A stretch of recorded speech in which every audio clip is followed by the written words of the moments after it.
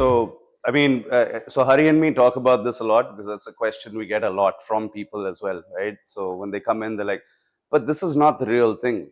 I think, safe to say, the best parallel that we can draw for this is a treadmill, right? So it's like if you're running and you're running on a treadmill versus running outside, you're still running, you're still having to put in the yards or the meters and kilometers, and but what's different is, yes, your external environment, right? The outside forces, there's no rain here, there is no wind in your face, there may not be extra humidity because you're in a closed and air conditioned environment.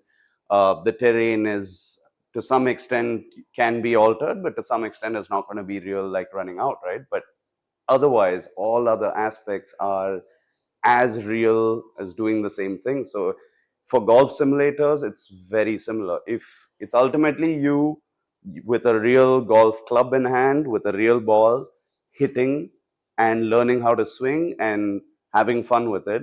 If you can do that here on a simulator, you can very well do it when you go outside on the real grass. So that's as close as it can get to the real thing. Just to add, it's not just golf. Since you spoke about virtual sports and virtual simulation and activities, right? Cricket has a simulator where, in fact, certain national teams actually use them, where they get used to a bowler's action, where a cricket ball is delivered from a screen where a bowler is actually bowling the ball, and a machine is delivering the ball. A bowling machine is delivering the ball. Skiers, Olympic skiers, they use ski simulators. Swimming.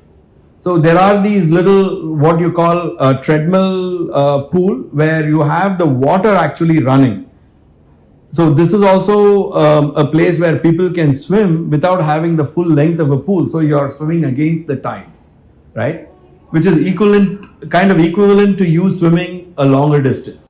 Also, I think cycling, that's another one too. You have Peloton and a lot of indoor spinning, right? And then now you even have where you have a simulated environment where it's like you're cycling indoors, but there's a full screen setup where you actually feel like you're in whatever terrain you wish to choose or set up on the simulator. So it's great for multiple reasons also, in terms of, one is introducing people to a new sport, whatever that sport may be. In our case, it's golf, using a simulated environment. But it's also for existing players or athletes to further train, enhance their skill sets, and practice for a big event. So it's wonderful for all types of audience.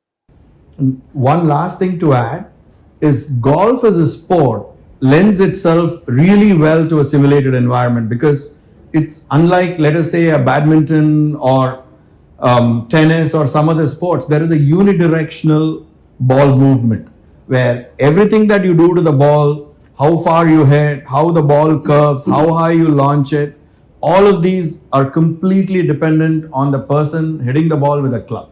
So this sport particularly lends itself really well to a simulated environment.